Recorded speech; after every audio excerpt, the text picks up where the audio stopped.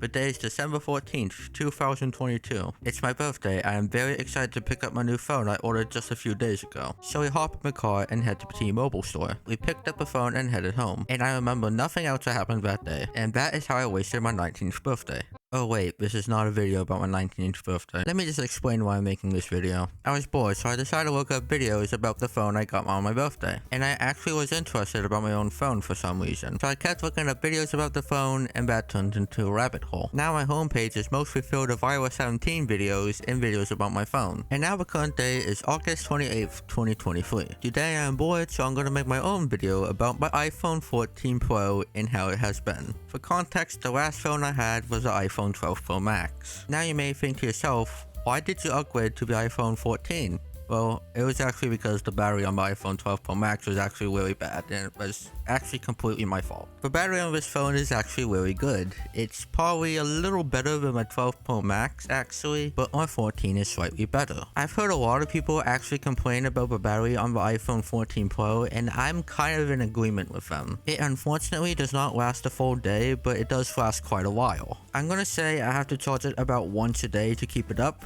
which I think I charge it on like maybe 3 o'clock every day or maybe 2, I don't know, I do not keep track at all. But the simple battery, I'm gonna consider it slightly better than the iPhone 12 Pro Max. Next, I would like to talk about the display on my phone.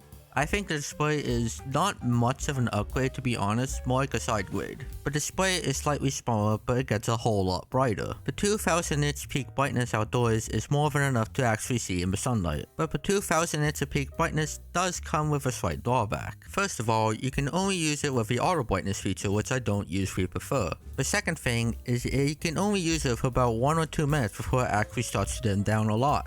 The third thing is, it actually uses up a lot of battery to have it on, and the fourth thing is, your phone gets really warm when you have it on as well. The only time where I really use it is when I'm outdoors and I really need to see something important.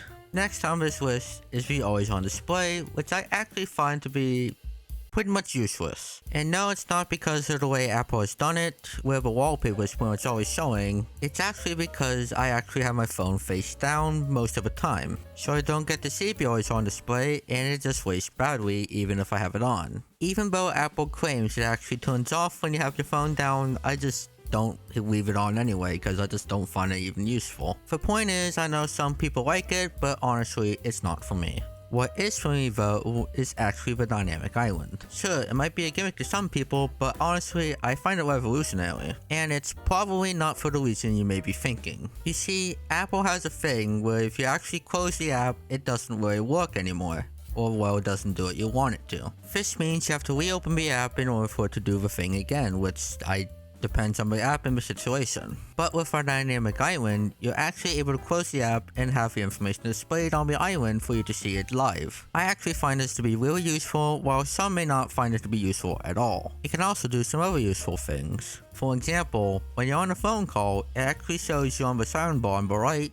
It actually shows you when you're speaking and when they're speaking, which I find to be pretty cool, to be honest. Another useful thing is when you get a low battery sign, it doesn't just pop up on the screen everywhere, it actually just displays on the island, which is actually a lot nicer. Other than that, I think the island is okay. It's useful in some cases, but that's the main uses of the island to me. Next, I would like to talk about the cameras. And I'm actually going to put up some pictures while I talk about the cameras. To me, I think the iPhone 14 Pro takes some very good pictures right out of the box. And to me, most pictures don't even need to be graded or color corrected. But if I want to do so, the Apple Pro RAW mode is actually really good. The 48 megapixel images that it puts out is actually really sharp.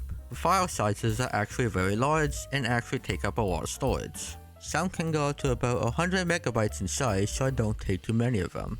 The 14 Pros have a larger sensor than the 12 Pro Max, meaning it is able to get more light and more dynamic range. Now I'm going to talk about video features. I don't have too much to say about it, and I'm going to let you be the judge because I'm actually recording this video with that phone. And if you want to see more footage, I actually recorded the entire beach vlog on my channel with the 14 Pro. As for cinematic mode, I think it's actually pretty good in some cases. I don't use cinematic mode too much, but when I do, it's usually pretty decent. And with the action mode, I think it's really good. You lose out on video quality, but what you get in return is actually usable. I don't use action mode too often because the inbuilt stabilization is actually already pretty good. Also because I don't normally go outside and record anyway. To sum up the camera, I think it's actually much better than the iPhone 12 Pro Max, but in my opinion, it's not enough to upgrade your phone for it. And next, I'd like to talk about the performance of the phone. I'm not going to go much into performance, but I think it's pretty good, or should I say good enough for me. I don't do much on my phone except for just watch videos and take pictures and probably other stuff, honestly, but that's all I really need to do. I don't really do much gaming on my phone, so it doesn't really have to be the fastest phone on the market. But what it is for me is it's a reliable phone with reliable performance that I can actually count on. And finally, I would like to talk about the experience with iOS 17 because I actually got early access to it. iOS 17 has had a few bugs, but honestly, I think it's pretty fun. It's fun to change the font size on the lock screen, and it's also fun to have interactive widgets, even though I don't really have any yet. But I'm pretty sure third-party apps will support them in the future. I have high hopes for iOS 17 in the future, and I'd like to see what Apple does to continue it. In my opinion, I think this phone is a really good phone to buy, even with iPhone 15 coming out probably in about a week or so.